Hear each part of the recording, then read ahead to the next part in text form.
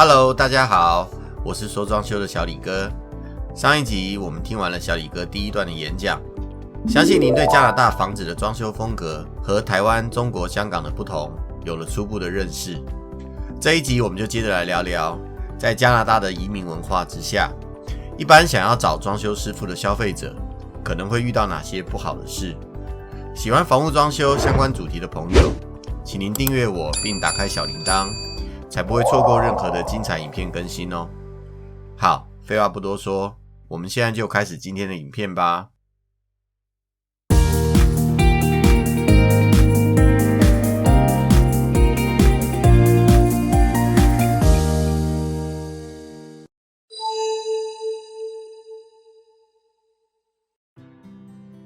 再来，北美的装修文化，我们特别讲了什么装修文化呢？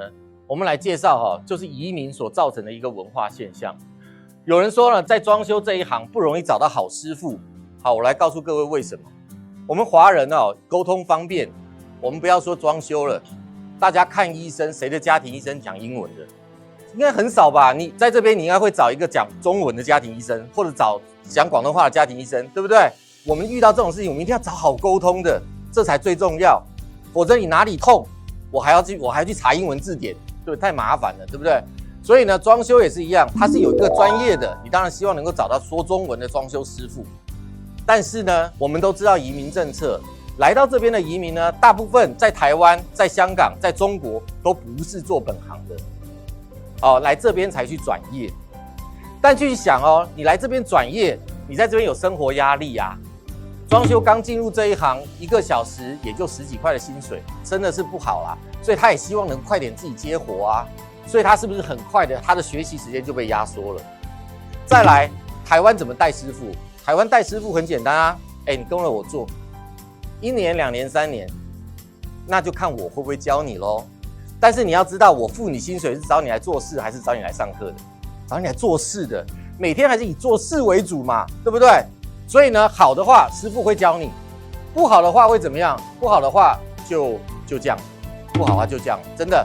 所以呢，通常来讲，他会很会做事，但是呢，他是不是很懂为什么我要这样做？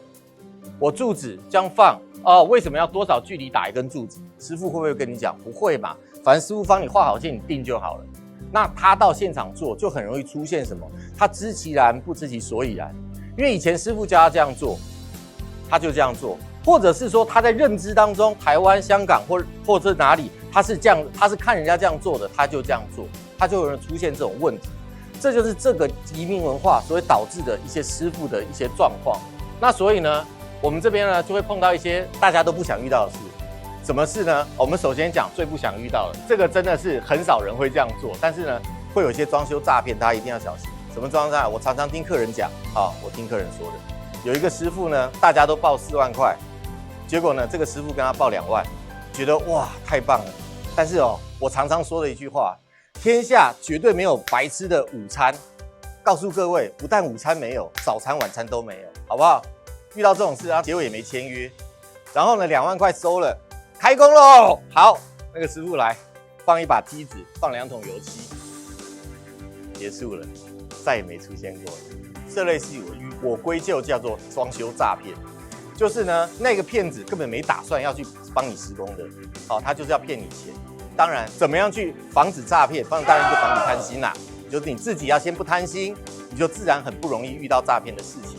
再来呢，工期拖延，客人的心态，第一个便宜一点，这我们都知道嘛。然后再来呢，什么？赶快开工我今天找了你，最好明天来开工。第3个就是赶快完工。因为你希望你房子能够赶快居住和使用，对不对？他也会跟你讲说，这个房子3月就能交工，结果呢，你就发现他也拖了6个月之久。我不知道在座各位有没有遇过这种事情，就是跟你讲快要完工了，你也认为1个月、2个月就可以完工，结果给你做了5、6个月，叫工期拖延。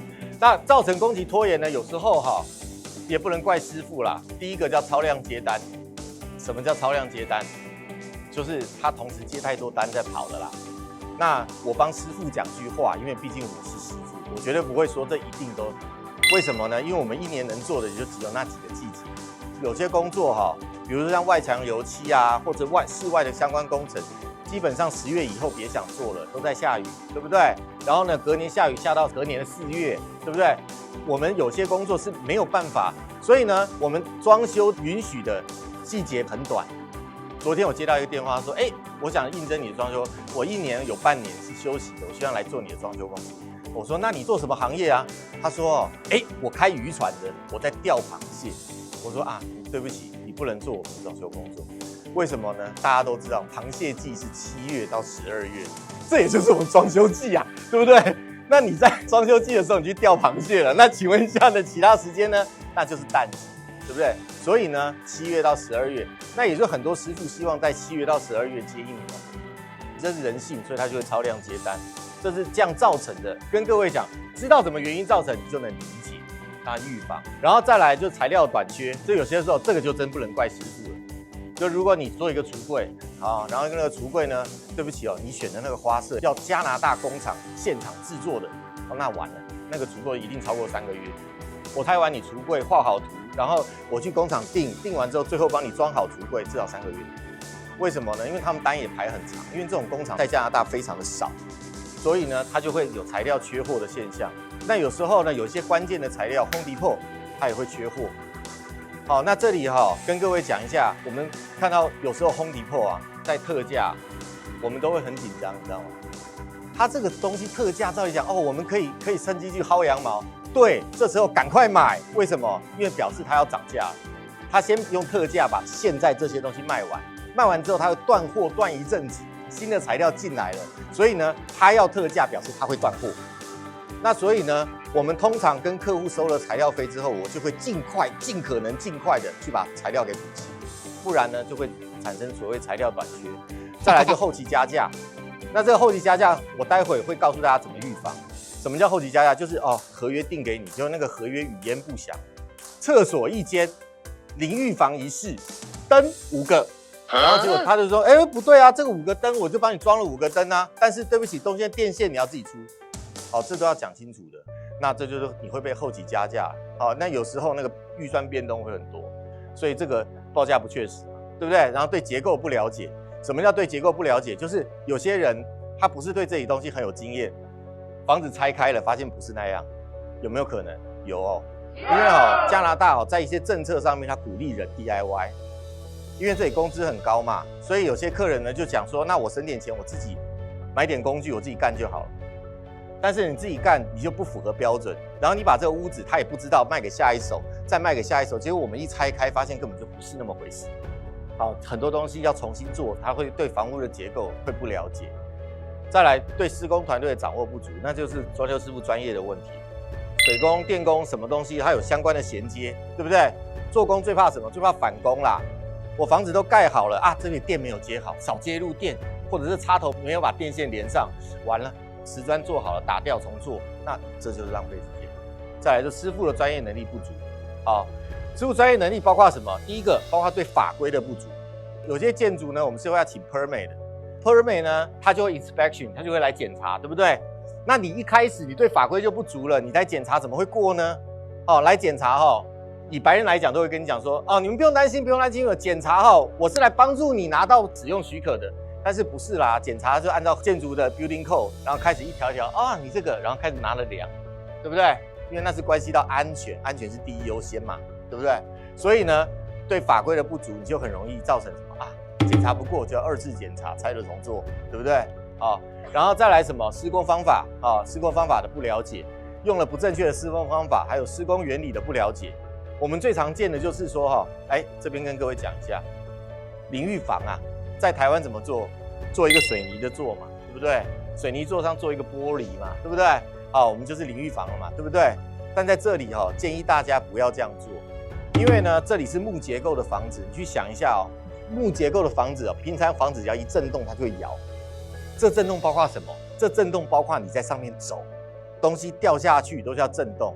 你说我不会在淋浴底座上面是啊，淋浴底座的隔壁，你只要跳个舞，你那个木头的震动就会传到浴室的那个结构里面去。你想想看，你把一个硬的水泥放在一个软的会震动的东西上面，久了会怎么样？会裂开，所以你的防水层就极端容易裂开。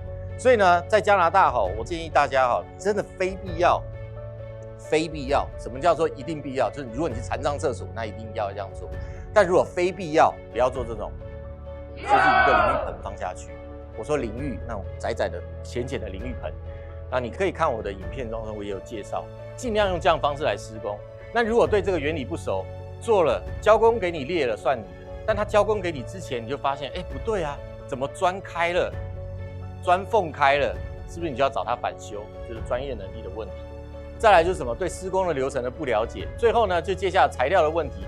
材料问题有2个迷思产地的迷思和什么品牌的迷思常常有人说中国做的东西不好，这件事情是错的。我必须要讲，中国做的东西如果没有经过加拿大商检，那真不好。但是如果你都是正正规规的进口，按照加拿大的商检，它有一定的标准去审核，哪有不好？对不对？品质还是很好的。所以呢，千万不要有那种产地的迷思。很多东西都是 Made in China 的，大部分都是 Made in China 的。但是呢，关键是你要在哪里买。拜托各位，就算你是一把灯，都不要上淘宝去买。不是淘宝的东西不好，而是淘宝进来的东西没有经过加拿大的商检，尤其是灯。因为灯你觉得灯有什么差别？